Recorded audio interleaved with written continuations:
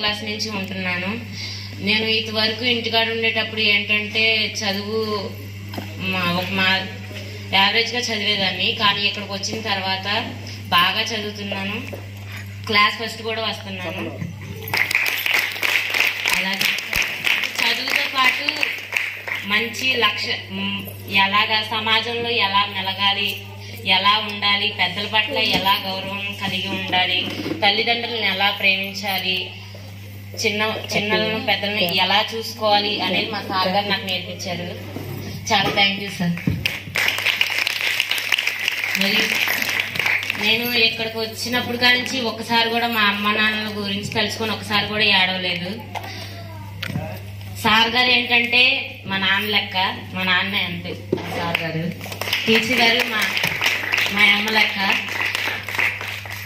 మా టీచర్ గారు మా సార్ గారు మా అమ్మ నాన్నలాగే ఇక్కడ అందరినీ చూసుకుంటారు.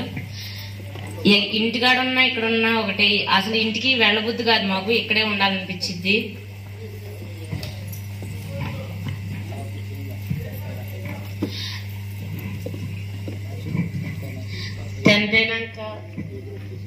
టెన్త్ అయినాక ఎంపీసీ తీసుకొని బాగా చదువుతాను. తర్వాత ఇంజనీరింగ్ చేస్తాను.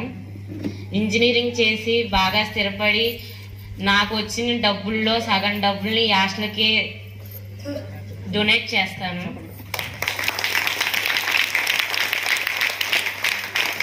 మా సార్ గారు ఇంతమంది పిల్లలకు ఒక్క నయా పైసా కూడా తీసుకోకుండా ఇంత బాగా చదివిస్తున్నారు. చాలా థ్యాంక్ యూ సార్.